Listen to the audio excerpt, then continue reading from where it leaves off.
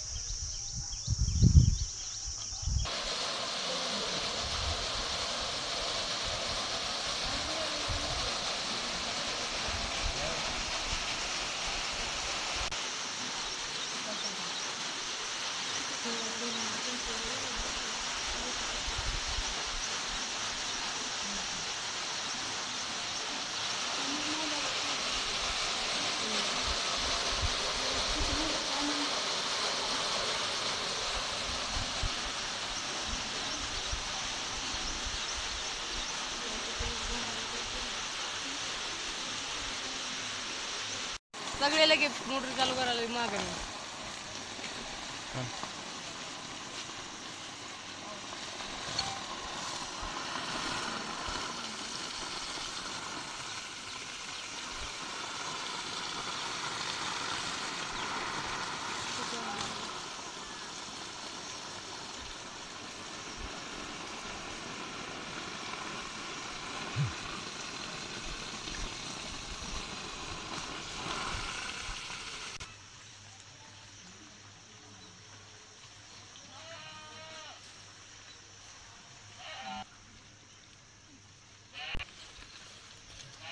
चला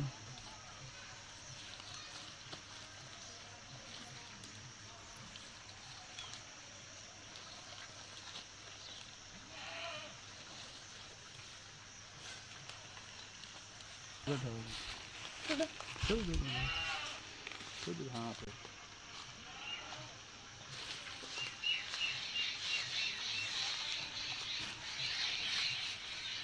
तिकडेच पास तिकडे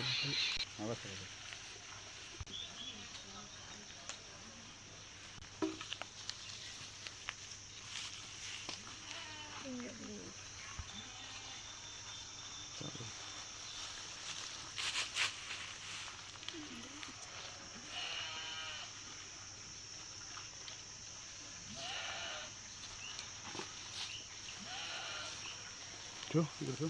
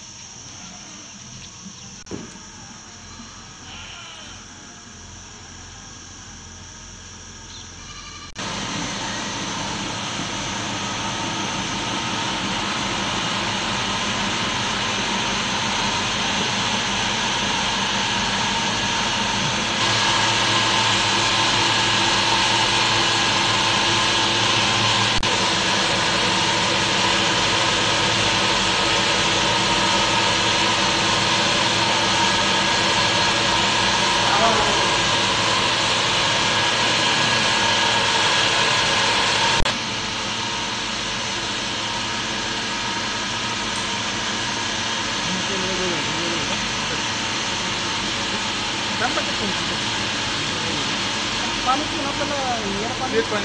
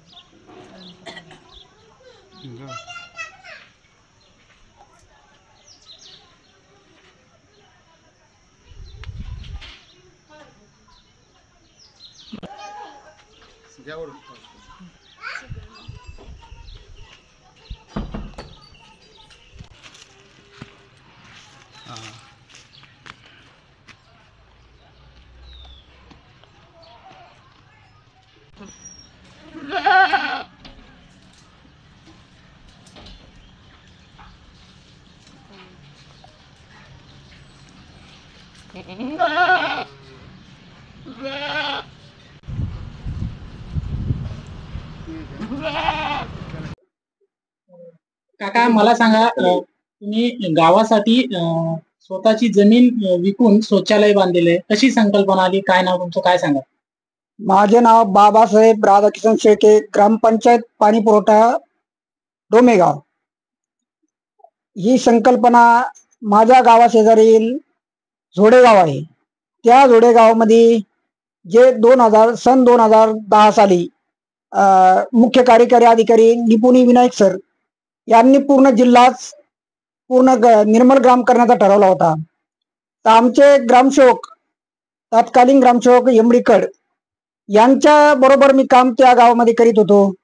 ते काम करता करता मला पण वाटलं की जसं जोडेगाव निर्मल ग्राम होऊ शकतं, इथं पूर्ण महिलांची जी कुचंबना होती थांबल्या जाती, तर आपल्या गावातील महिलांची कुचंबना थांबली पाहिजे आणि आपलं गाव बी स्वच्छ, सुंदर आणि निर्मल ग्राम झालं पाहिजे.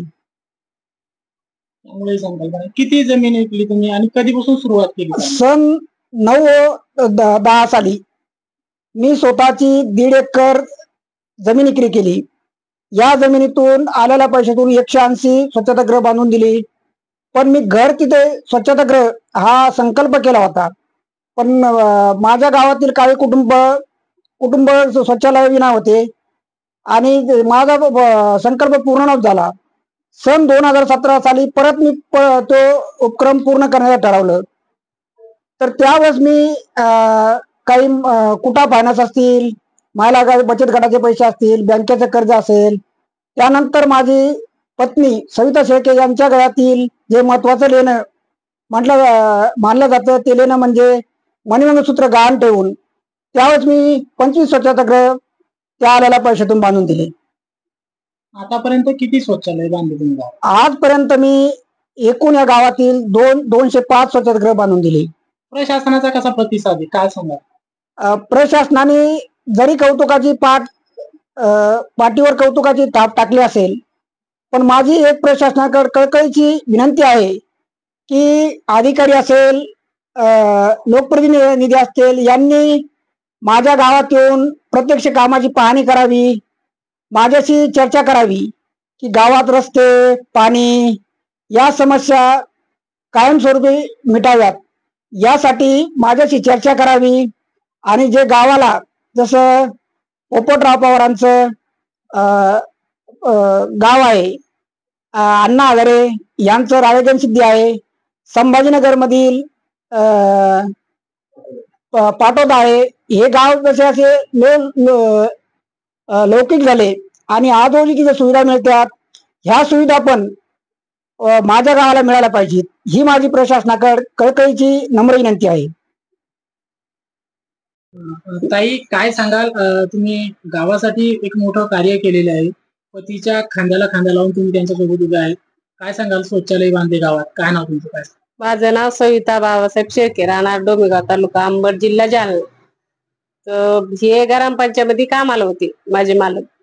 तर मग त्यांचे साहेब होते, त्यांच्या साहेबांना आवड होती आमच्या शेजारी गावाला शौचालय बांधले, ते निर्मळ झालं. मग आमच्या यांच्या पण ध्यानात आलं आपलं पण गाव असं झालं पाहिजे, आपल्या गावातल्या महिलांना आपले शौचालय बांधून दिले पाहिजे, त्याची काळजी घेतली पाहिजे. मग यांनी बाथरूम बांधायचा विचार आला आमच्या मनामध्ये. तर मग आमच्याकडे पैसे नाही, मग आम्हाला शेती होती, 3 एकर शेती होती आम्हाला. तर आम्ही 1.5 एकर शेती विक्री केली, त्याचे पैसे आणले, मग शौचालयाचे काम आम्ही चालू केले. तर मग शौचालय बांधले आम्ही. तर मग तरी पैसा आम्हाला पुरले नाही. आम्ही फायनान्सचे बँकेचे कर्ज माझ्या नावावर काढले, मग तरी बी आम्ही काम चालूच ठेवले. तर मग माझ्या गळ्यातले मणिमंगळसूत्र आम्ही मोडले, ते पण पैसे आणले. मग असे काम वाढत चालले तर पैसा पण वाढतच चालला. तर मग आम्ही घरोघर शौचालय बांधले, महिलांना पाणी, त्याच्यासाठी आम्ही पाणी नाही तर आम्ही बोर घेतले शेजारी गावाच्या नदीच्या कडीला, स्वतःच्या पैशाने नळ्या आणल्या, गावात घरोघर पाणी देतो, वापरायला सुद्धा बैलांना पाणी देतो, पिण्याचे पाण्याची सोय करतो. तर मग आम्ही झाडं लावले, घरोघर झाडं लावले होते आम्ही. शेजारी गावाच्या नदीच्या कडेला आता सध्याला झाडं आहेत, ते पाणी घालायचे, काम करायचे. मी पण त्यांना करू लागायचे. माझे पोरं लहान असताना मी त्यांच्या सोबत जायचे. ते म्हणले चल, म्हणले तर चालायचे. मग मिस्त्री आले आमच्या घरी शौचालय बांधायला, त्यांची पण काळजी घ्यायची. चहा, त्यांना स्वयंपाक ते करायची. मी पोरं लहान असताना करायची त्यांच्यासोबत. किती शौचालय बांधले? आम्ही 205 शौचालय बांधले. म्हणजे असे जसे आमच्याकडे पैसे येते, पैसे संपले की बंद करायचो, परत कर्ज काढायचो. शेतीतले ते 1.5 एकरातले पैसे आले की ते पण आम्ही पैसे खर्च करायचो. काय अपेक्षा आहे सरकारनं? काय सांगाल शासनाला?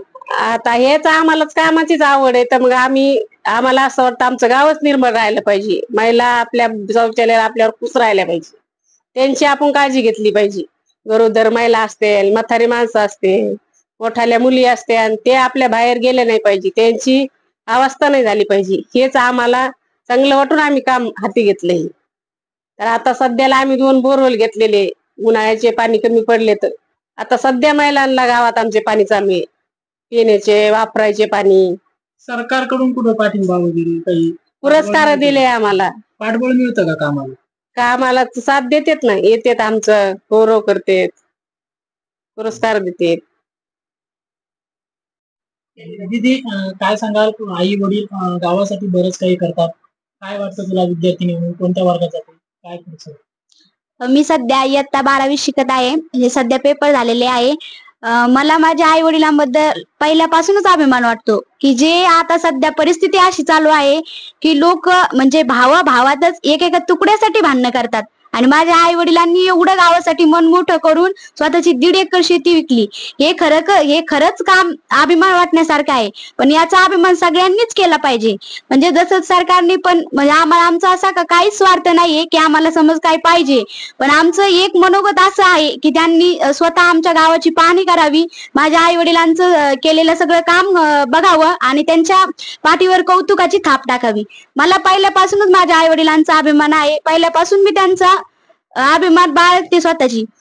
मला असं वाटतंय की एखादा जर मनुष्य आपल्या गावातून, छोट्या गावातून जर एवढं काम करत असेल तर ते खरंच अभिमानास्पद आहे. म्हणजे आमचं असं काय एवढं आहे की मोठी शेती आहे की काय आहे जास्त, म्हणजे आम्ही श्रीमंत आहे.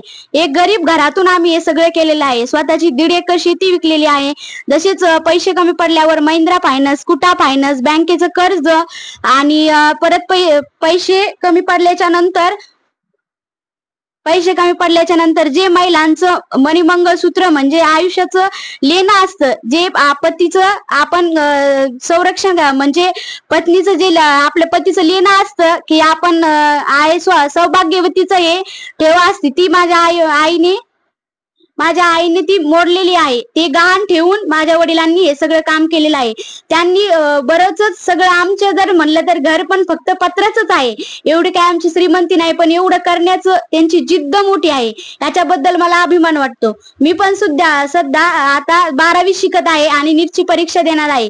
त्या नीटच्या परीक्षेतून जेवढा माझा स्कोर येईल, आणि स्कोर जर नाही आला तरी रिपीट करून डॉक्टर बनणार आहे. आणि डॉक्टर बनल्यावर सुद्धा मी माझ्या आई वडिलांसारखंच काम करणार आहे. म्हणजे गरिबांची सेवा आणि डॉक्टर पेशातून जे करता येईल, जे माझ्या वडिलांच्या कामातून घेऊनच मी सगळ्यांची सेवा करणार आहे.